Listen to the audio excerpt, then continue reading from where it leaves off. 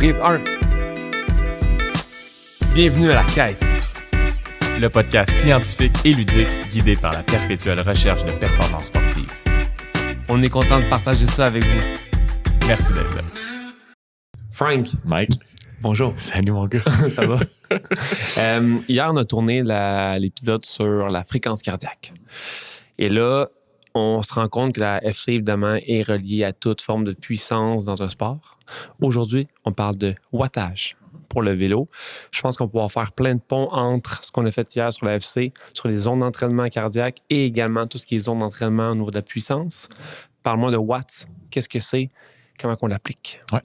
Les watts, c'est le reflet de la charge externe. Donc, la force que tu déploies en pesant sur tes pédales, combinée au temps que ça prend pour appliquer cette force-là. Donc, d'un point de vue physique, les watts, c'est des joules par seconde. Fait que ça, c'était pour l'aspect nerd. Mais en général, en plus clair, c'est à quel point tu forces sur tes pédales. Ça, c'est tes watts. OK, je comprends. Fait que on part d'un aspect de torque, donc la force que tu mets dans un geste circulaire, combiné à ta cadence. Puis ça donne tes watts. Okay.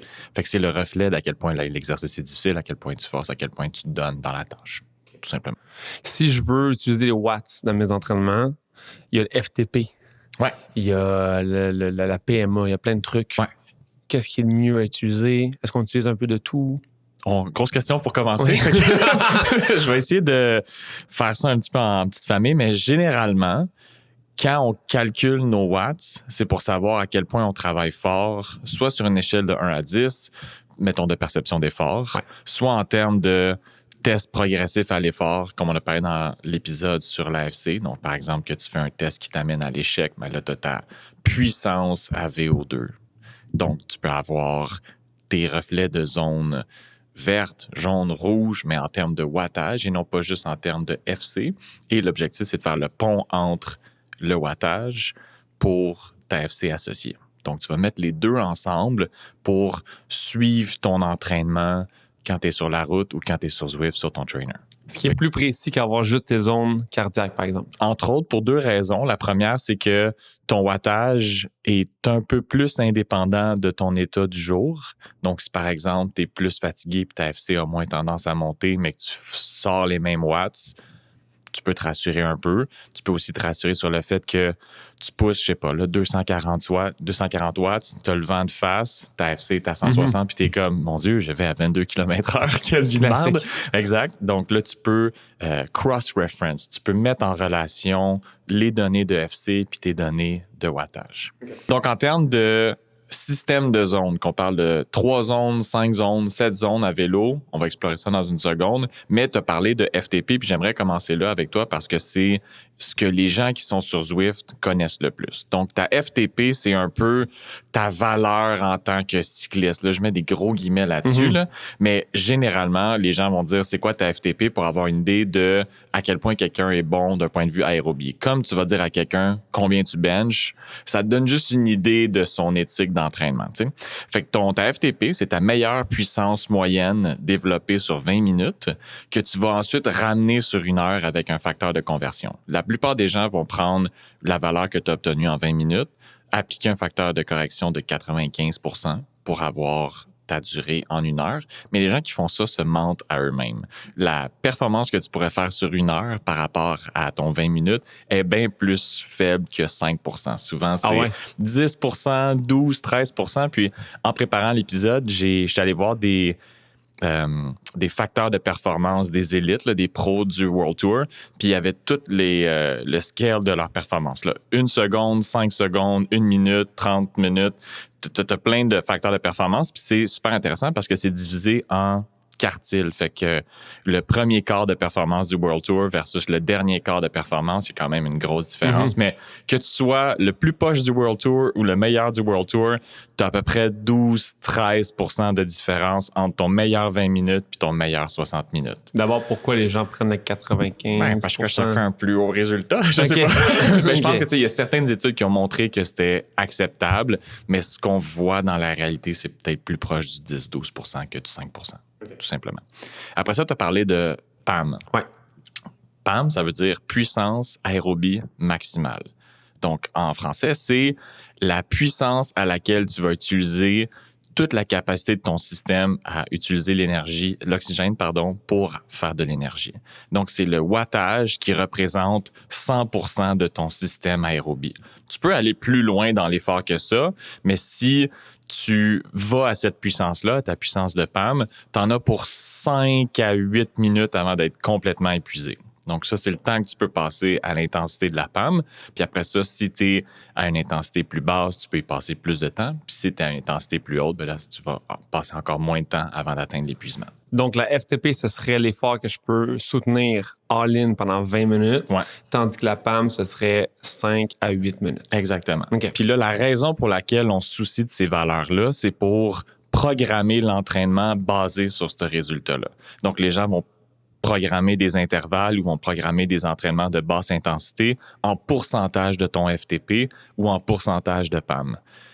Puisque le concept de FTP n'est pas vraiment basé sur rien d'un point de vue physiologique, pour les biens de cet épisode-là, on va juste parler de PAM, donc de puissance aérobie maximale, puis on va complètement évacuer la FTP parce que la PAM, ça représente un marqueur physiologique, donc ta consommation d'oxygène maximale, puis c'est plus facile à programmer en fonction de la PAM qu'en fonction de la FTP. Fait que quand on va se donner des ondes, quand on va se donner des ordres de grandeur pour nos intervalles, on va parler de PAM. OK. Ouais. Est-ce que dans Zwift, je peux utiliser ma PAM, François? Je pense que non. Je pense que tu es contraint de... Ben, ça dépend, tu sais. Tu peux toi-même programmer ton entraînement avec la PAM. Exact. Puis se dire, OK, bon, mais ma cible de basse intensité, ça va être 180 watts, mettons. Mm-hmm. Puis ma cible de haute intensité pour mes intervalles de VO2 qui sont proches de ma valeur de PAM va être de 400 watts. Mais tu devrais pas, en tout cas, essayer de programmer ça en pourcentage de FTP parce que sinon, tu vas toujours être en train de faire des conversions PAM, FTP, puis ça va être un peu l'enfer. Qu'est-ce qui fait que tu crois que les gens, ou du moins les apps comme Zwift et tout, utilisent plus la FTP que Je pense que c'est dans la culture du vélo de parler de FTP. Je pense que c'est un test laboratoire classique pour avoir une idée de à la fois ta puissance aérobie maximale, ou en tout cas un dérivé de ça, et ton endurance. Fait que si tu fais un test de 20 minutes, tu as comme un reflet des deux, là, de c'est quoi ta PAM-ish, puis c'est quoi ton endurance sur des plus longs événements de, mettons, 1 heure. Fait qu'ils ont comme coupé ça en deux, 20 minutes, ça donne un approximatif. Puis tu sais, un CP20 ou un MMP20, donc Mean Maximal Power 20 minutes, ça veut dire ta puissance moyenne en 20 minutes. C'est un test classique de cyclisme. On l'utilise avec nos athlètes. Puis souvent, on va se faire un profil, on va se faire 1 minute, 5 minutes, 20 minutes. Puis la courbe que ça crée, ça renseigne sur les capacités d'endurance d'un athlète, puis ça donne une idée de son profil. Il est-tu plus explosif, il est-tu plus endurant en fonction de où sont les points sur la courbe. T'sais. Est-ce que tu programmes tes entraînements avec ces 3 points-là? Oui, tu peux. OK. Ouais. Puis tu peux même aller encore plus en détail dans l'aspect puissance, faire des 6 secondes all-out, 10, 15 secondes all-out, 30 secondes, 1 minute pour avoir plus de points dans l'aspect puissance. Puis après ça, tu peux faire plus de points dans l'aspect endurance. Tu veux aussi faire des 30, 60 minutes, par exemple, pour avoir plus de définition de cette courbe-là, puis avoir une meilleure idée du profil de ton athlète. Mais si on parle des pro-cyclistes, Tour de France, machin, est-ce qu'eux utilisent le FTP ou pas tant? Je peux pas parler, j'ai pas de insight là-dessus, mais mon hypothèse, c'est qu'ils vont utiliser un test lactate ou un test de VO2 normal avec l'incrément de la difficulté, comme on parlait dans l'épisode sur la fréquence cardiaque. Ouais. Ils vont dériver leurs ondes de ça, puis ils vont programmer en fonction de ces ondes-là. Okay. Ça, c'est mon hypothèse. Okay. Je pense pas qu'ils programment en termes de FTP. Parce que si on se fie, mettons, à Zwift, c'est comme la base de l'entraînement intérieur, mettons, d'hiver, peu importe, pour les cyclistes. Tu as plein de tests différents de FTP que tu peux utiliser, les ramp tests, tout ça, les light, les pas light. Tu as ton 20 minutes vraiment que tu peux faire. Il y a rester assis sur la selle ou être debout. Puis là, tu es comme, mais là, si je veux avoir ma PAM ou mon FTP, c'est quoi le test? Le seul test qui est le best, c'est vraiment d'y aller all-in pendant 5 minutes? Bien, il y a plusieurs choses. Si tu veux ta FTP vraiment, fais-le sur 1 heure. Challenge-toi de faire la meilleure puissance moyenne sur 1 heure, puis tu vas voir c'est quoi l'endurance. Tu sais. Tu peux faire le meilleur 20 minutes d'un coup aussi, évidemment avec un bon warm-up, mais ce que je propose aux gens pour qu'ils connaissent leur PAM, tu as 2 choix. Soit que tu fais un test incrémenté, que tu augmentes la difficulté dans le temps. Mettons, tu commences à 100 watts, puis tu augmentes de 30 watts à chaque 3 minutes jusqu'à l'épuisement, par exemple. Ça, c'est une méthode pour avoir ta PAM. Le dernier palier complété, ça va être un reflet de ta PAM. Complété. Ouais. Fait que si, mettons, tu fais 1 minute sur 3 minutes du dernier palier, tu peux te donner plus un tiers. Fait que, mettons, pour faire des chiffres ronds, OK, je vois. mettons que tu as fait 300 watts, ton dernier palier, tu rentres dans le palier de 330 qui durerait normalement 3 minutes, mais tu fais juste 1 minute, ça te donne une PAM de 310. Tu comprends ce que je veux dire? Je comprends ce que tu veux dire.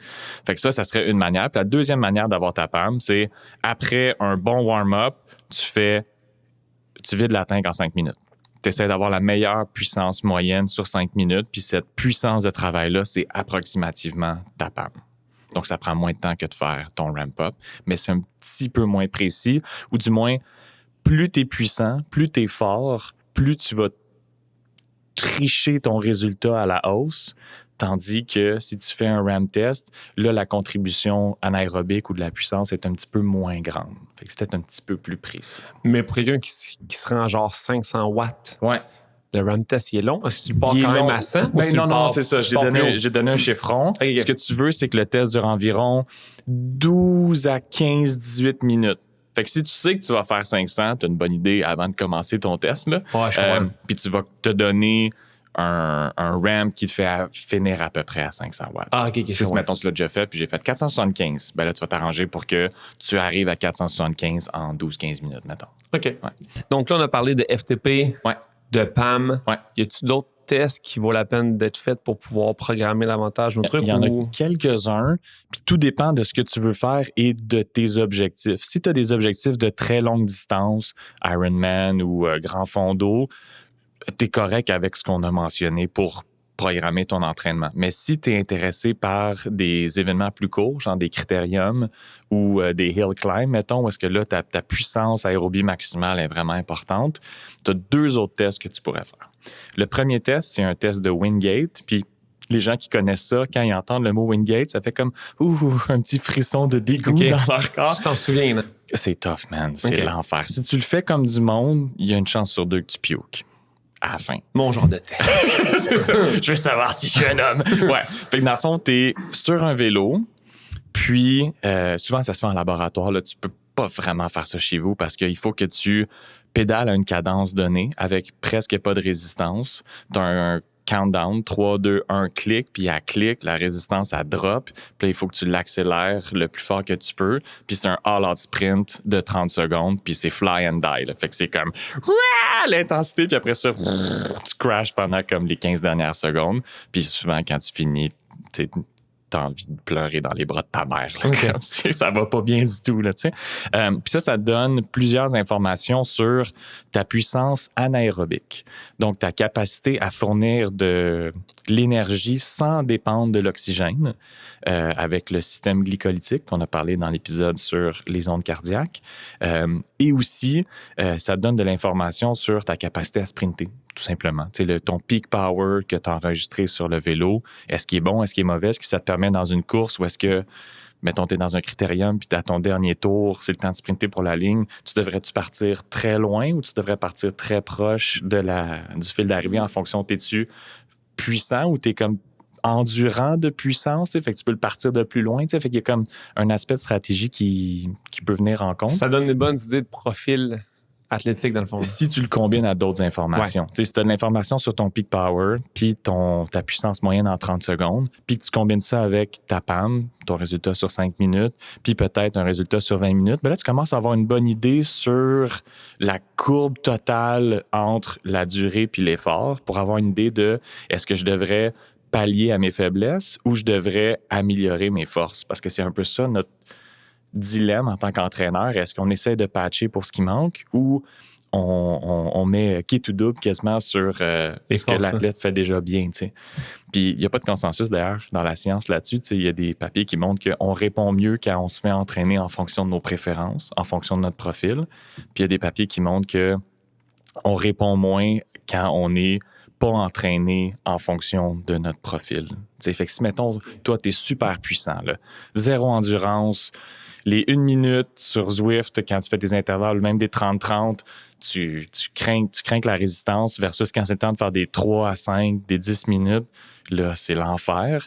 Ben, de te faire nourrir d'entraînements plus courts mènerait peut-être à une meilleure performance que des entraînements plus longs en se disant « je vais essayer d'augmenter mon endurance même si j'en ai pas beaucoup ». Fait que ça aide les coachs et les athlètes qui se coachent eux-mêmes à gérer l'entraînement d'une manière qui est un petit peu plus individualisée, on va dire. Ouais. Mais on sait pas si c'est meilleur ou non, en fait. On a une idée. Ouais. Je sais pas sûr si on allait rentrer là, mais on va y aller, tu sais. Pour les athlètes qui font des épreuves de courte durée, mettons de 1 minute 30 à 8 minutes, si mettons il y a des cyclistes sur piste qui nous écoutent ou des gens qui font de la track, genre du 1500 mètres, tout ça fait de même, tu peux créer un profil anaérobique. Donc, tu fais la différence entre ta vitesse de déplacement maximale, all-out sprint, soit à vélo, soit à course, selon c'est quoi ton sport, sur, mettons, 10-20 mètres. Là. Fait que tu arrives avec une vitesse déjà grande, tu pars le chrono, ou en tout cas, souvent, c'est des gates là, avec des lasers, là, puis tu franchis 10 à 20 mètres lancé déjà avec une vitesse initiale juste pour avoir la plus grande vitesse totale, puis tu enregistres ce chiffre-là. Ça devient le top de de ta vitesse de déplacement. Ça, c'est le début de ton réservoir, le top de ton réservoir. Puis là, tu vas avoir un deuxième chiffre. Tu vas avoir ta vitesse aérobie maximale, soit ta PAM à vélo ou ta VAM, vitesse aérobie maximale à course à pied. Puis là, tu vas faire la relation entre les deux. Fait que donc, est-ce que tu as une très, très grande vitesse de sprint puis une vitesse aérobie maximale de marde? Donc, tu es très, très, très sprinter. Ou à l'inverse, tu n'as pas une très, très grande vitesse de déplacement, mais tu as une très, très haute VAM, tu es super endurant. Fait que de faire le ratio entre les deux te permet de guider l'entraînement et te permettrait de répondre à la question que tu me poses. Si tu mieux de t'entraîner sur tes forces ou tes faiblesses, ben tu fais les deux. Tu t'entraînes à la fois en fonction de tes forces pendant un bloc d'entraînement. Tu vérifies si tu réponds. Tu t'entraînes en fonction de tes faiblesses pendant un bloc d'entraînement. Tu vérifies si tu réponds. Puis là, tu peux commencer à répondre à cette question-là juste avec ces deux marqueurs-là. Vitesse max puis vitesse aérobie maximale. OK. Ouais. Puis ça s'appelle le profil, la réserve de vitesse anaérobie. ASR en anglais. Anaerobic Speed Reserve. Et là, si je réponds pas pendant mon bloc d'entraînement, que, mettons, je focus juste sur... Tes faiblesses, mettons? Ouais. Ça veut dire que je serais mieux d'aller travailler sur mes forces. Potentiellement. Là, tu peux le faire, vérifier comment ces deux seuils-là changent, l'un en fonction de l'autre, et répondre à la question. Peut-être que ça te prend plus qu'un bloc d'entraînement pour le confirmer, mais au moins, tu peux avoir une idée pour savoir est-ce que moi, en tant qu'athlète individuel, je réponds à l'entraînement. OK. Donc là, ça c'est le premier test. Le Wingate. Oui, c'est ça. Ben, tout ça partait du Wingate. Oui. Ouais, pour avoir une idée de ton profil. C'est ça. Ouais. FTP, CP5, ouais. la PAM, en fait. Ouais. Wingate. Ouais. Autre chose. Ben, on a quand même beaucoup couvert avec le profil de vitesse anaérobie que je viens de te parler. Avec ça, on a créé une bonne fondation pour l'individualisation du training. Puis si les gens ont des questions additionnelles, ben, je les invite à nous contacter. Puis en fait, ça, on n'a pas encore parlé dans les épisodes, mais si les gens écoutent puis ont des questions ou il y a des besoins de clarification, écrivez-nous. Puis peut-être qu'on peut prendre des épisodes de questions-réponses ou d'aller un petit peu plus en détail si on sent qu'on est passé trop vite ou qu'il y a une incompréhension. Je pense que ça bénéficierait à la communauté qu'on essaie de créer. Ouais. Hier, sur la fréquence cardiaque, on parlait des systèmes à 3 zones, 5 zones, 7 zones, name it. Ouais. Dans le wattage, il y a aussi ce genre de truc-là de 3 zones, 5 zones et tout. Ouais. Est-ce qu'il y en a une qui est meilleure que les autres? Est-ce que c'est... Quel choix que je fais? Dans la culture du vélo, généralement, on va utiliser 7 zones.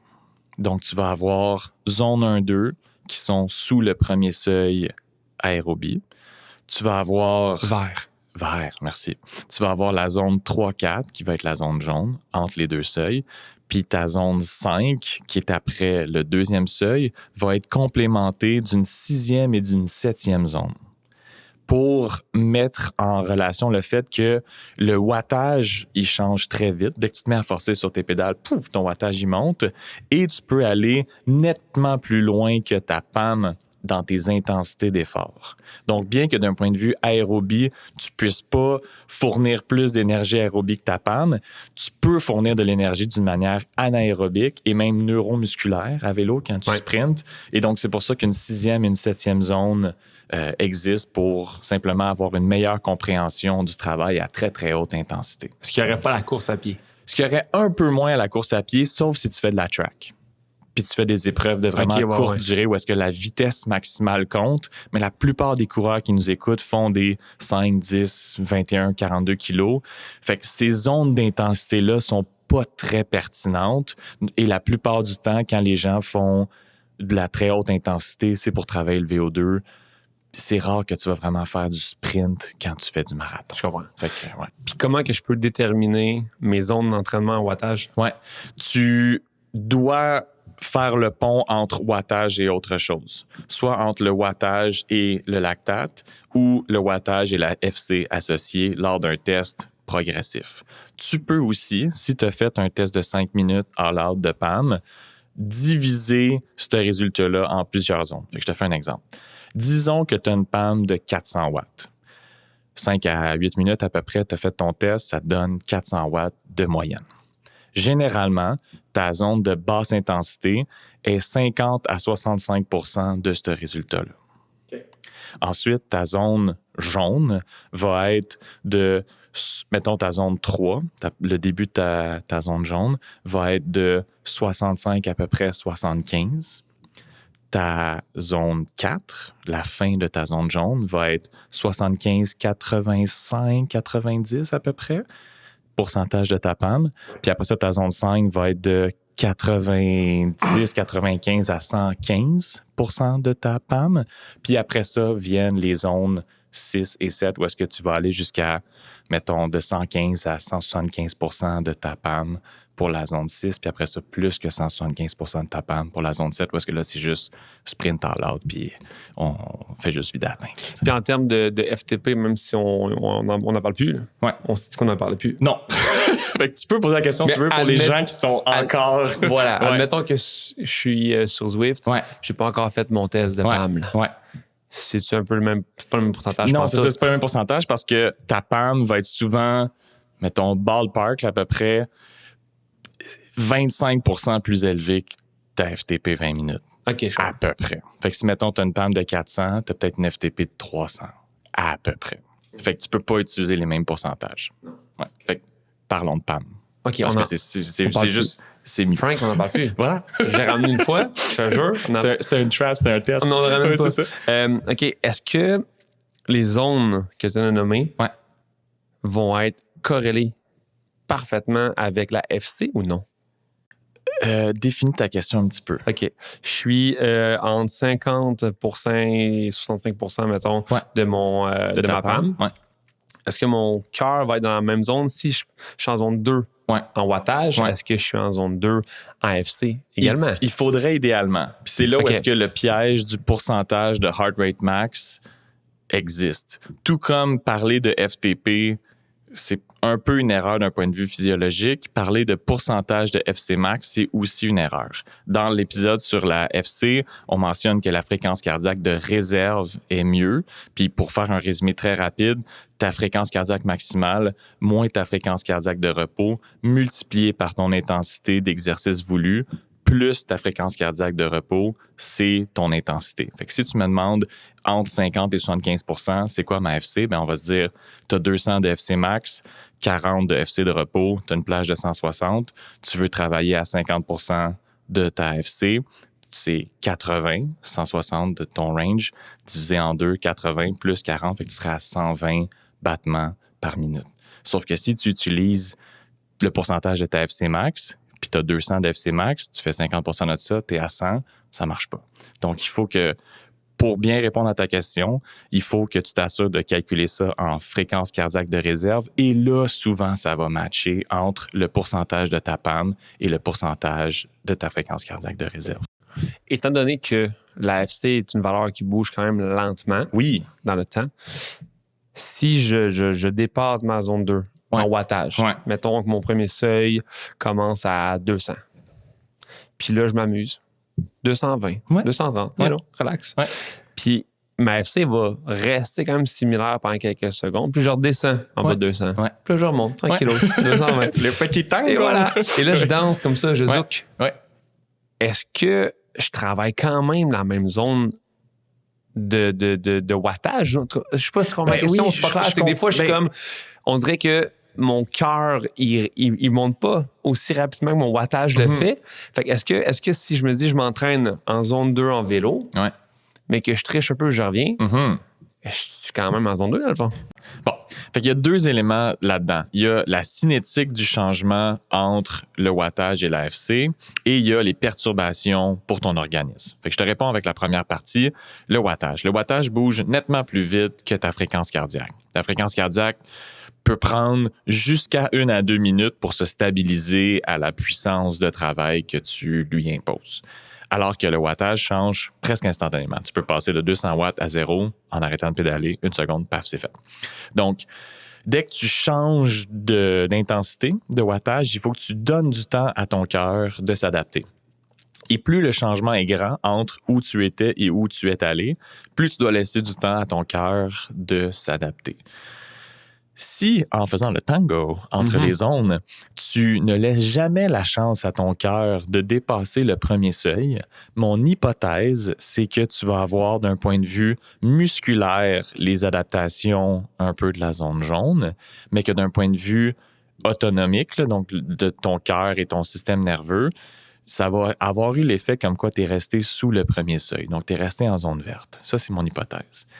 Si, par contre, si tu restais un petit peu plus longuement en zone jaune, puis que là, ton cœur passait le Rubicon du premier seuil, là, je pense que tu commencerais à avoir les adaptations systémiques de la zone jaune. Ma question. Ta question? Et donc, pourquoi ne pas faire le tango voulu, genre? Ah, j'avoue.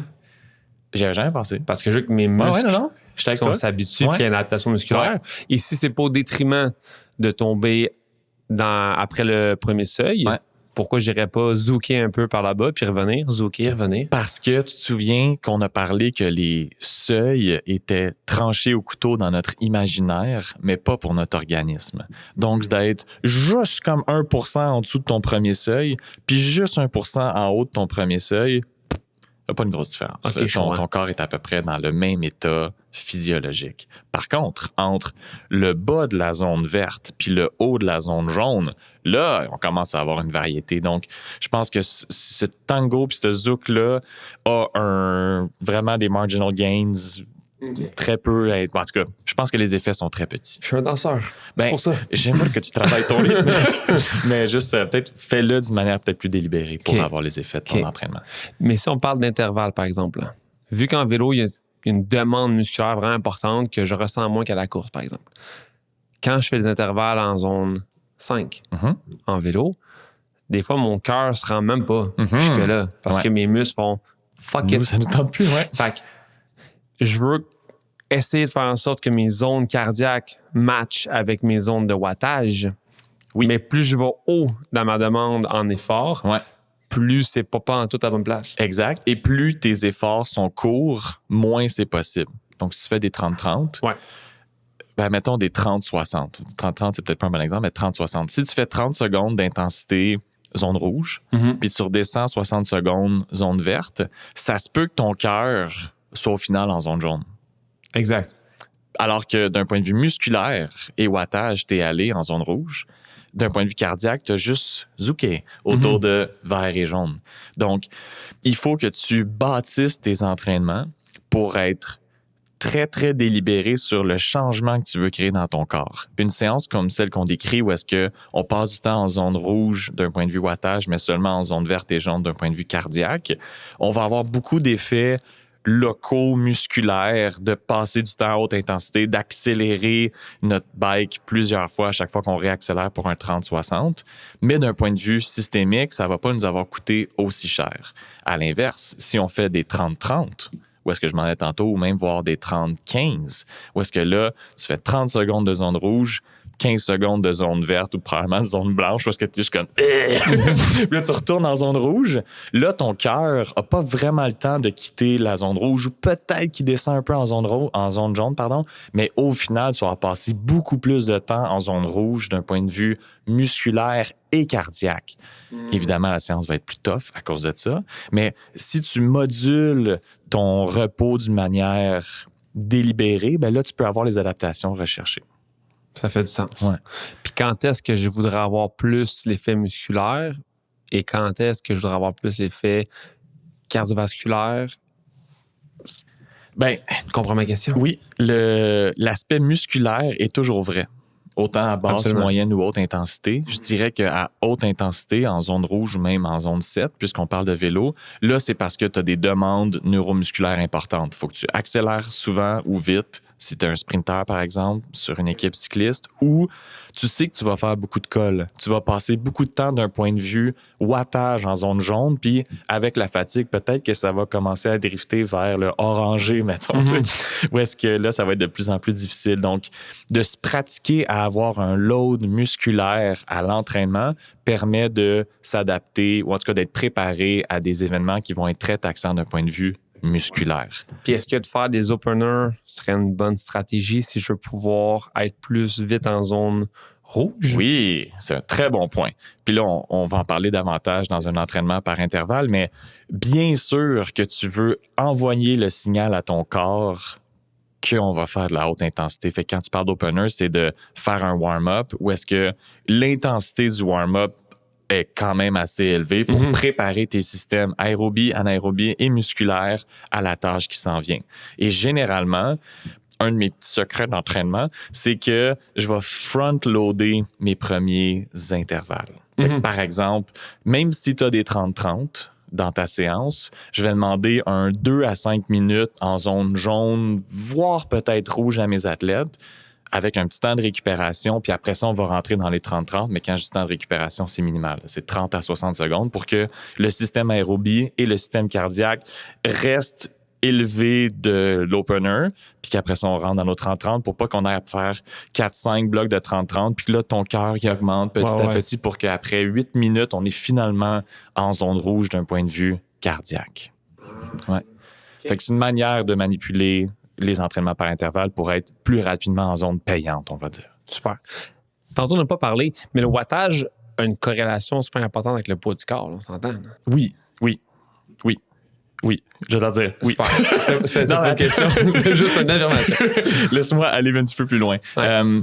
Il y a des sports où est-ce que le poids du corps détermine presque exclusivement la charge que tu peux lever. Puis un exemple classique, c'est l'haltéro. Ouais. Où est-ce que la charge soulevée est prévisible en fonction du poids du corps. Puis souvent, il y a des relations mathématiques qui existent pour dire que le poids du corps à la 0,67, c'est à peu près la prévision que tu peux avoir sur la charge que tu vas soulever en fonction de ton poids en haltéro. Alors qu'en vélo, on va parler de watts par kilo. Souvent, quand on parle de watts par kilo, on va prendre la FTP, wink wink, ou on va prendre la PAM, puis on va faire, mettons que tu as une PAM de 400 watts, puis que tu pèses 70 kilos, ça te donne un certain nombre de watts par kilo. Et là, ça te permet plusieurs choses. Ça te permet de savoir combien tu vaux comme cycliste, parce que si on a tous les deux une PAM de 400 watts, mais tu pèses 10 kilos de moins, tu es un meilleur cycliste que moi. De moins. De moins, excuse-moi. Ouais, t'as dit de moi. Excuse-moi. Si t'es 10 kilos de moins que moi, tu vas être un meilleur cycliste. À l'inverse, puis ça, c'est vrai en tout temps, et c'est d'autant plus vrai quand tu montes. Quand tu combats la gravité, là, les watts par kilo sont vraiment importants. Par contre, sur le plat, quand on n'a pas à battre la gravité, là, c'est plus le absolu qui compte. Fait que quand on a des sprinteurs sur piste ou même des gens qui font des critériums, où est-ce qu'il faut aller vite pendant, mettons, 1 heure, ou est-ce que c'est plus une question de ta puissance, mais comme il n'y a pas vraiment de pente, il n'y a pas vraiment à combattre la gravité, là, d'avoir un ratio de watts par kilo qui est un peu moins intéressant au profit d'un poids qui est un petit peu plus important, qui te permet de générer plus de watts, ça pourrait être intéressant. Donc, généralement, plus tu es lourd, plus tu vas développer des watts.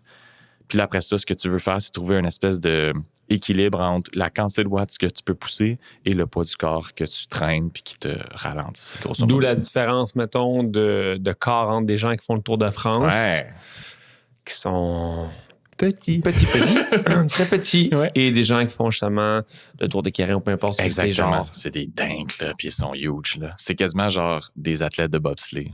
Sur un vélo. Ils sont massifs.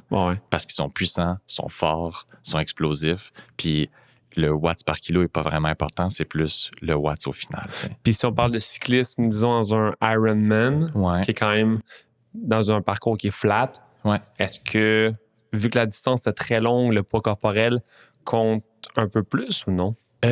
Si le parcours est plat, je dirais qu'il y a peu d'avantages à être plus léger, parce que généralement, plus tu es léger, moins tu peux pousser de watts.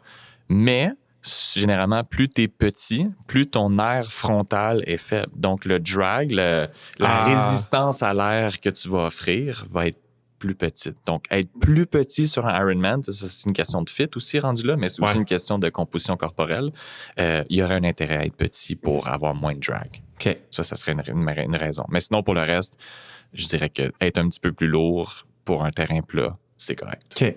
Si on parle de cadence, Ouais. est-ce qu'il y a plus de chances? En fait, ma question, j'en parle. Mm-hmm. Est-ce qu'il y a une cadence idéale pour un nombre de watts élevé ou c'est individuel puis chaque personne a son tour par minute? C'est plutôt individuel. OK. Après ça, il y a deux choses là-dedans. À très haute... je vais y aller simple.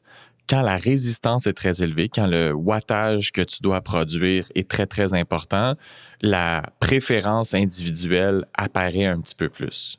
À puissance faible, endurance de base, à peu près tout le monde a une cadence similaire. Là, 86 à 94, tu as comme beaucoup de gens qui sont là-dedans. Puis là, plus le wattage augmente, plus il y a une différence qui vient s'installer. Puis ça, c'est basé sur les athlètes qu'on a en cyclisme.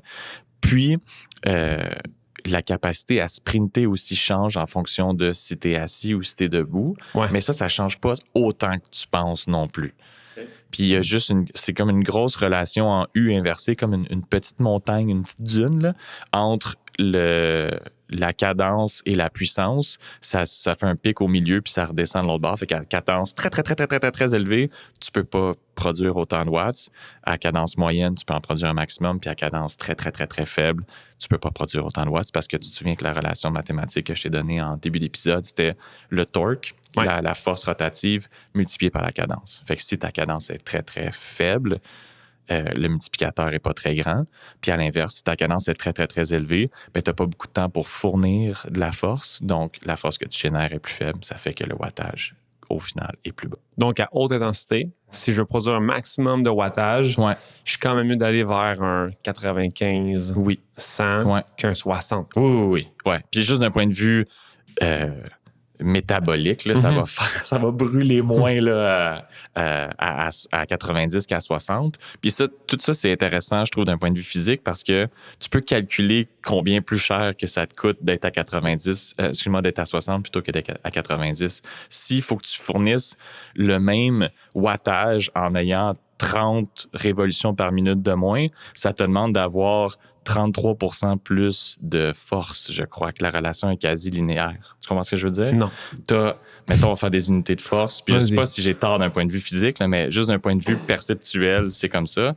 Mettons à 90 RPM, mettons, il faut que tu pousses 600 watts. Ouais.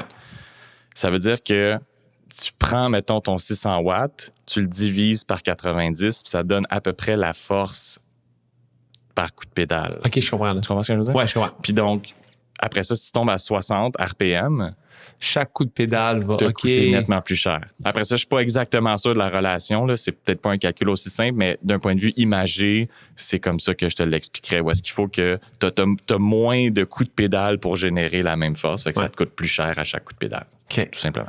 Tantôt, tu parlais de debout versus assis sur la selle. Ouais. À quel point je peux générer plus de force debout qu'assis? Et dans le sens où je comprends que debout, j'ai plus de wattage. T'sais. Si je sprintais, je me mets debout, ça y va. Ouais. Parce que tu as le poids de ton corps qui t'aide. Ouais. Mais à un certain moment... il faut que tu te rassoies. Voilà. Comment gager ça? Ben tu sais, je pense que c'est pas très scientifique là, comme réponse. Je pense que c'est plus l'expérience. Là. Va venir un moment où est-ce que tu spin out à rester debout. Où est-ce que ta cadence va être tellement élevée que tu seras plus efficace. Il faut quand même que tu t'assoies juste avant ce moment-là. Je pense que c'est comme ça que je le décrirais. Ça, c'est à condition que la gear que tu pousses te fait spin out. Mais si, mettons, tu as une grosse gear, ça se peut que tu n'arrives jamais à ce moment-là puis que le reste debout tout le temps soit plus efficace. Mais ça, c'est quand même un cas pas beaucoup de nos auditeurs vont être dans cette situation-là. Tu es sur la piste, puis tu es un compétiteur en cycliste sur piste élite. Là, ouais. Je te pose la question parce que je pense que chez beaucoup de cyclistes, au départ, quand on fait des cols, des cols, des petites montagnes. Des petites montagnes. On se demande, est-ce que je m'assois? Est-ce que je me lève? Parce que quand on est debout, on est comme, je sens que j'ai du power, mais ça dure très peu longtemps, puis on se rassoit. Fait que ma question, c'est plus par rapport à ce que c'est pertinent de mettre plus de watts debout qu'assis? Comment que je gère ça? T'sais? Ouais. Ce que je me suis rendu compte, à force de coacher le monde, c'est que les gens ne s'ajustent pas toujours en montant une côte. Ce que je veux dire par là, c'est quand tu passes de être assis à être debout, tu devrais augmenter la difficulté sur tes vitesses. Puis ça, c'est pas tout le monde qui le fait. Puis là, ça fait que là, tu te mets à 4 C'est donc bien dur d'être debout, tu sais. Ouais. Fait que déjà, 1 voire 2 dents selon la pente.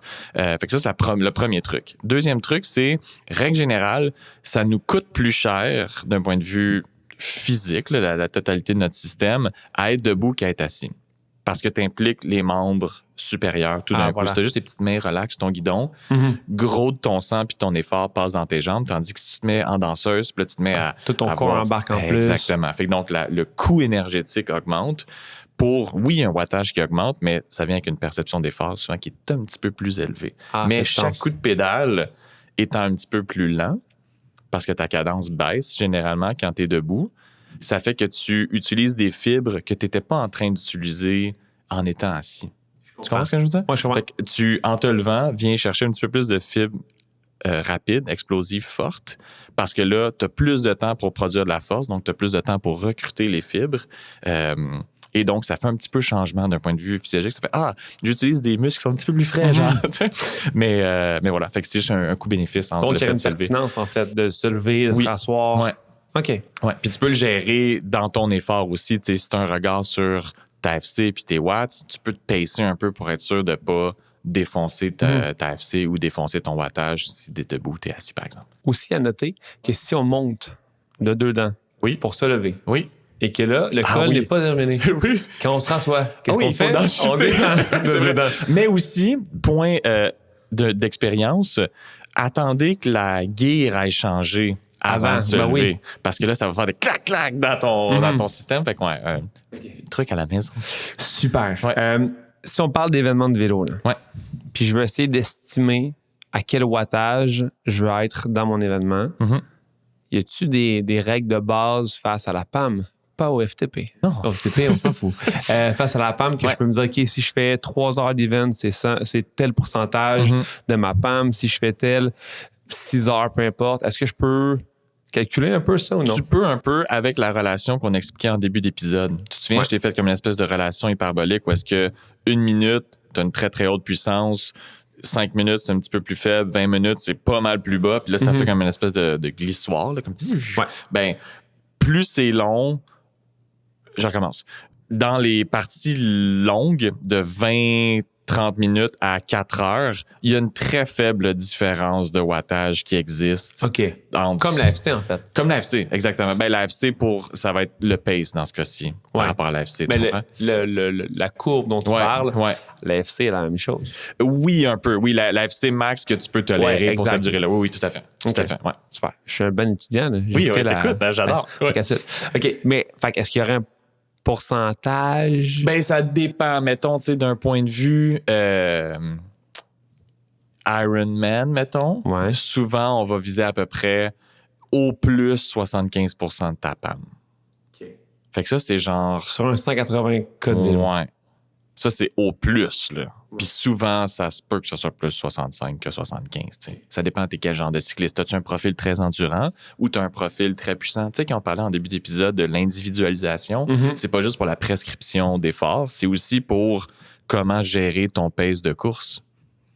Fait que donc, si tu es très, très puissant, tu peux moins tolérer des intensités hautes de ta PAM. Fait que tu vas être un petit peu plus conservateur sur ta PAM pour pas juste complètement exploser. T'sais. Puis est-ce que je devrais changer mon objectif de wattage selon le dénivelé positif qu'il y a dans mon événement, dans mes sorties? Ah, c'est un bon point. C'est vrai que souvent, quand on parle d'Ironman, on a des chiffres parce que c'est plat puis c'est réplicable. C'est un marathon, c'est plus facile versus une course entre elles. Oui, exact. Je pense que j'ai pas la réponse. Je pense que je ferais comme une espèce de proportion de il y a combien de dénivelé. En fait, j'ai une petite règle maison. Ça n'a pas vraiment une réponse à ta question, mais ça peut aider les gens à apprécier le niveau de difficulté d'un parcours. Fait que souvent, je vais mettre en termes de pourcentage le dénivelé en fonction de la distance. Fait que je te donne un exemple. Mettons que tu as une ride de 100 kilos. Si tu as 1000 mètres de dénivelé positif, tu as 1% de ton total de distance parcourue que tu as gagné en dénivelé. Ouais. Tu me suis? Ouais. Après ça, c'est comme, ça a été un peu pentu. Pas la grosse affaire, mais tu sais, il y avait un petit peu des côtes. En bas de 1%, comme quand tu es à 0,5%, c'était flat. Après ça va par à peu près un 0,5 point d'appréciation subjective. Fait que si tu as fait 100 kilos puis tu as fait 1500 mètres, tu es à 1,5%. OK, là, il y avait de la côte, tu l'as ressenti, c'était réel.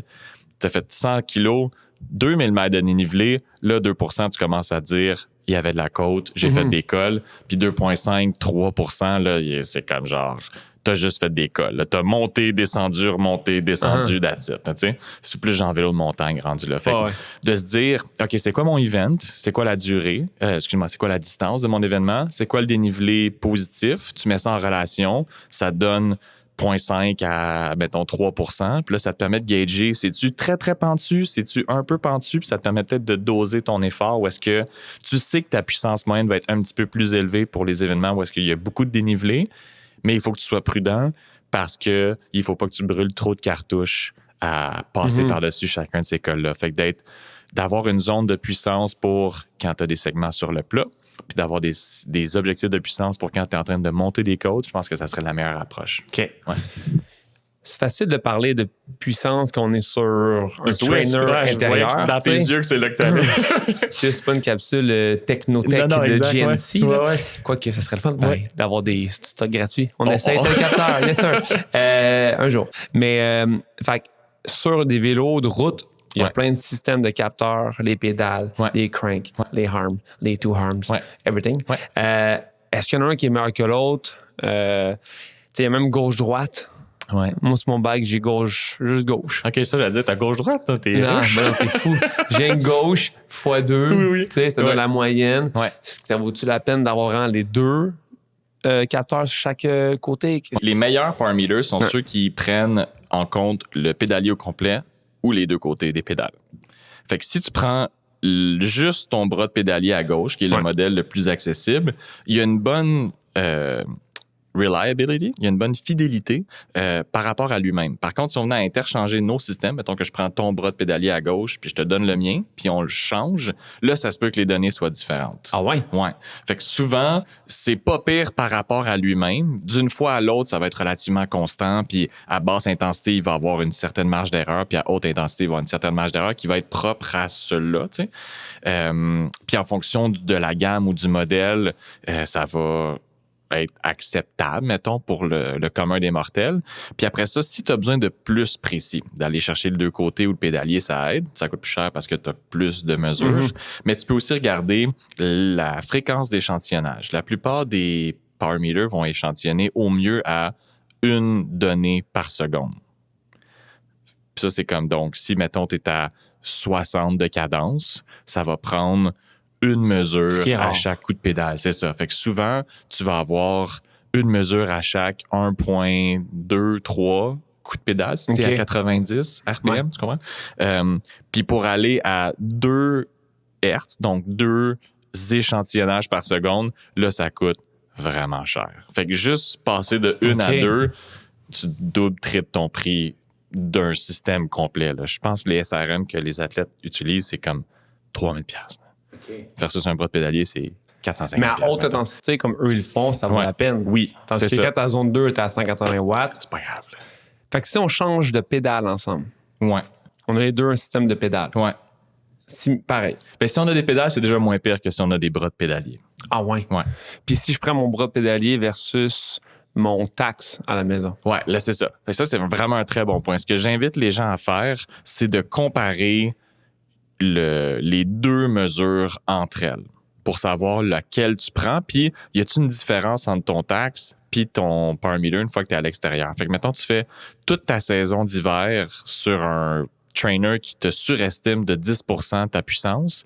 Tu arrives dehors, tu es comme, wow, je suis donc ben poche. Et aussi, tes cibles d'intervalle ont plus rapport. Tu sais, tu vas toujours être under-stimulé parce que, tu sais, fait que donc, avec la montre ou avec ton GPS, mets les deux sources de puissance ensemble sur ton appareil puis compare-les ou amène ton système à quelque part où est-ce que tu peux avoir accès à une autre donnée de puissance puis valide les deux ensemble. Fait que si, mettons, tu fais un test de lactate ou tu fais un test de VO2, amène ton bike avec tes pédales ou ton power meter qui est sur ton crank à gauche, mets-le sur un trainer qui te donne la puissance, amène, mettons, ton système Garmin puis tout, puis l'endroit où est-ce que tu vas faire ton test, ils vont sûrement avoir un appareil aussi, puis mets le Garmin du testeur sur le Tacx, ton Garmin avec ton power meter, puis là, fais la différence entre les deux. Tu comprends ce que je veux dire? Ouais, Fait que quand, mettons, tu es à 150 watts sur le tien, est-ce que tu es à 152 ou tu es à 164 sur l'autre? Puis ça fait que tu peux mettre ça en relation quand tu retournes à la maison sur ton trainer. En fait, tu peux faire ça avec ton trainer, mettons. Ouais. Puis si je fais un test de lactate, par exemple, ou que je suis juste un ramp test, vu que je vais haut en intensité, mon histoire d'avoir un crank serait pas génial. Ben, c'est pas que c'est pas génial, c'est juste ça te donne l'opportunité de valider si à plus haute intensité, la différence entre ton crank puis ton trainer augmente ou si cette différence-là, elle est proportionnelle. Mettons que c'est toujours 5% under à toutes les plages d'intensité, ben là, tu peux te rassurer un peu de dire, quand je suis dehors ou que je suis en dedans, j'ai juste besoin de faire un facteur de correction de 5%, mettons. Ouais. Puis est-ce que les power meters dans les trainers intérieurs sont de meilleure qualité que les power meters dans les cranks des vélos? Bonne question. J'ose croire que oui, mais je pense que ça dépend vraiment de ton modèle de trainer. Fait que, tu sais, mettons, si tu as un direct drive, où est-ce que tu enlèves ta roue arrière, puis là, tu mets ta chaîne sur la cassette de ton trainer, ça, j'aime croire que le power meter de ça est meilleur que, mettons, le pneu bleu. C'est ça, le pneu bleu, où est-ce qu'il est résisté par le petit frein. Ouais, je pense que ça dépend vraiment du... Dans ton pneu bleu, ça dégonfle, ça gonfle, là, c'est pas la même pression. C'est ça, là, tu peux le calibrer, tu sais. Puis tu as des trainers à la maison que tu peux calibrer, puis il y en a d'autres que tu peux pas calibrer, étrangement. Okay. Mettons le Neo là, de Tacx, celui que j'ai, et je peux jamais le calibrer. Je pense que je peux faire des factory reset dessus puis gosser dessus, là, mais genre... il y a d'autres, mettons, comme le pneu bleu là, que tu parlais, tu peux le calibrer à chaque ride. Fait que c'est comme... Mais c'est loose, là. C'est genre, est-ce qu'il est tight, pas tight? Ma copine, c'est qu'elle est là, puis en ce moment, je l'ai fait hier, puis je suis comme, too loose. OK. Là, je tête un peu. Ah, too tight. OK. C'est pas comme précis. C'est pas comme précis. C'est comme une ligne dans un genre d'échelle. Mais tu as vu, j'ai calibré le mien hier, puis pour le même wattage qu'avant que je le calibre, j'ai plus de jus aujourd'hui. Fait que c'est comme si mon trainer me donnait un 180 watts plus difficile avant que je le calibre. Puis j'étais rapidement zone jaune. Avec ton cœur, mettons. Pendant que dehors, 180 watts, c'est zone 2. Là, Puis là, j'ai recalibré. Puis là, tu as vu, tantôt, ma séance, je suis en zone 2. Fait que c'est peut-être un rappel aux gens alors que la saison hivernale commence, là, on tourne ça à fin octobre, d'avoir un regard sur leur setup de trainer. Est-ce qu'ils peuvent le calibrer? Est-ce qu'ils peuvent mettre en relation leur power meter extérieur sur leur trainer en dedans puis faire une coupe de validation pour commencer, mettons, un baseline intérieur puis faire la même chose alors que la neige va fondre dans 9 mois et demi puis qu'on ressort dehors. Là, est-ce qu'il y a d'autres choses sur les watts, sur le wattage, la puissance en vélo qu'on n'a pas parlé? Oui, il y a des aspects que j'aimerais ajouter. Puis le premier, c'est on a vraiment beaucoup parlé de vélo dans l'épisode parce que souvent, les gens qui s'entraînent, qui parlent de wattage, sont des cyclistes, mais il y a de plus en plus de coureurs qui utilisent la puissance à la course à pied parce que c'est maintenant un appareil de mesure qui existe. C'est un petit capteur de puissance que tu mets sur tes lacets, sur le dessus de ta chaussure, et ça te donne les mêmes informations de puissance à la course à pied qu'à vélo. Donc, les mêmes avantages que tu retrouves à faire du vélo avec de la puissance, tu les retrouves à courir avec de la puissance. Pour les gens qui font de la trail, pour des gens qui font des intervalles, plutôt que de regarder le pace ou d'attendre que ta FCA monte, tu as ta mesure de puissance directe. Puis ça te permet aussi de te pacer en événement parce que c'est une donnée de plus qui s'ajoute dans l'adéquation entre ta FC, ton pace, ton wattage. Mais là, si la puissance en vélo se calcule avec un capteur au niveau concentrique. Oui, au niveau de la force que tu appliques dans tes pédales. Ouais. Si le capteur est sur le chaussure. Ouais. Comment ça mesure? Ouais. Je suis pas exactement certain. J'ai jamais investigué ça. Mon hypothèse principale, juste de même, c'est que le capteur va mesurer la foulée ascendante. Donc, en fonction de l'accélération, mettons, je vais dire verticale et horizontale, là, OK. ça va te donner une puissance. Mettons, pense au fait que tu montes une grosse côte. Ouais. Ton patron de course fait que tu montes un peu des marches virtuellement, là, tu sais. Fait que ça, je pense que le capteur va le pogner. Versus si t'es sur le plat, ta foulée va être plus vers l'avant, on va dire. Tu vas moins être en ascension. Fait que je pense que cette différence de patron de course-là est intégrée à la fréquence de course, là, ta cadence de pas. Puis je pense que l'interaction entre les deux te fournit ta puissance. Ça, c'est mon guess de même. Là, à fret. Okay, mais j'ai peut-être tort, mais je pense que c'est ça. Intéressant. Ouais. Fait que donc, c'est ça. C'est possible d'avoir de la puissance à la course à pied puis d'appliquer les mêmes intérêts du wattage qu'on a parlé, de faire le pont entre la puissance de travail et ta charge interne au niveau de ta fréquence cardiaque, ou de faire un test progressif sur vélo ou sur tapis avec ton capteur de puissance pour avoir une information de plus sur tes zones d'entraînement. Ça te permet de juste être mieux équipé à l'entraînement, puis pas juste dépendre de FC puis pace à la course à pied, par exemple. Mais je pense que le wattage est un outil de plus dans la boîte à outils. Totalement. Pour les cyclistes.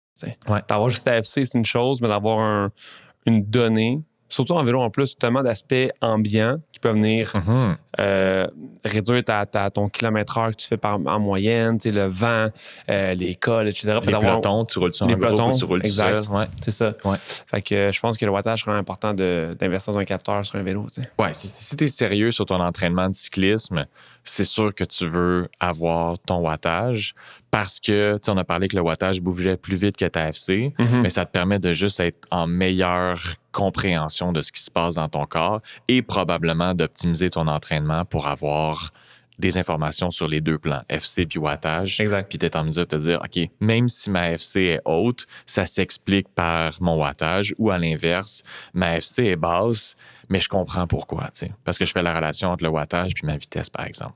Fait que c'est juste d'avoir plus de lumière sur le panneau de contrôle, on va dire, pour bien diriger ton effort. Super, Frank. Ouais. J'ai hâte qu'on parle de lactate. C'est comme l'autre pointe du triangle. Où est-ce que là, on a parlé de, mettons, charge interne avec l'AFC. On a parlé de charge interne, de charge externe avec le wattage. Ouais. Puis là, le lactate, c'est qu'un peu genre l'ami qui tient la main des deux autres, qui fait l'espèce de pont. Fait que j'ai vraiment hâte qu'on tourne cet épisode-là. On va faire l'épisode bientôt. Puis je pense que ce qui m'a le plus aidé récemment, c'est que j'étais voir notre ami Hicham. Ah, bravo! Voilà. Pour faire un test de lactate. Ouais. Et toutes ces questions-là de comment que je fais pour tester ma PAM, tester mes zones, mon premier seuil, autant en AFC que mes zones d'entraînement en vélo, etc. Depuis que je fais de mon test de lactate, pour vraiment pas cher, avec un expert là-dedans, tout est fait. Ouais. Tout est calculé. Je sais exactement c'est quoi mes vraies zones. Puis je vais refaire le test pour voir si justement j'ai réussi à tasser mes seuils un petit peu puis m'améliorer. Mais ça reste que ça a vraiment simplifié comment je programme mes entraînements. Puis c'est une donnée vraiment claire. Si j'y retourne, je vais vraiment voir si ma programmation a porté fruit ou non. Ouais. Ça vaut la peine d'investir dans le test de lactate. C'est pas 2000 $. Non, c'est ça. C'est peut-être genre 150. Là. Je pense que c'est 150, 160. Je pense que le sport, ça coûte cher. Puis si les gens veulent pas mettre 150 pour un test de lactate, un bon vieux 5 minutes all out, it's just as good. Puis après ça, tu peux avoir une bonne idée si tu commences à croiser ta FC, ta perception d'effort puis ton wattage. Fait il y a moyen d'avoir des tests cheap qui sont rassurants sur ta programmation d'entraînement, mais aussi d'investir juste un petit peu pour avoir la confirmation ultime que ce que tu ressens puis ce que tu pousses sont en adéquation puis ton training, il va être bien fait. T'sais. Moi, je trouve ça sécurisant. Ouais, mais tu as vu, moi, les petites différences que j'y vais avec le test de lactate étaient pas si importante. Non, c'est ça. Mais c'est juste une confirmation, tu sais. Ouais, mais quand même assez pour que je comprenne que certains entraînements que j'ai faits étaient taxants et je me disais, pourtant, je suis quand même à la bonne place. Mais c'est là que le premier seuil, tu le sens. Tu le sens pas tant que ça pendant que tu t'entraînes, mais ajoute je sais pas, 3-4 séances par semaine, où tu es un petit peu l'autre bord, Ça, c'est un bon point. Ouais. ça fait que ça fait énormément d'accent pareil sur le long terme. Fait Vraiment. un genre de 5, 6, 7, 10 watts, des fois, je le sens dans ma séance. Là. Ouais. Fait que d'avoir vraiment les vrais chiffres, ça aide quand même. Ouais. Nice.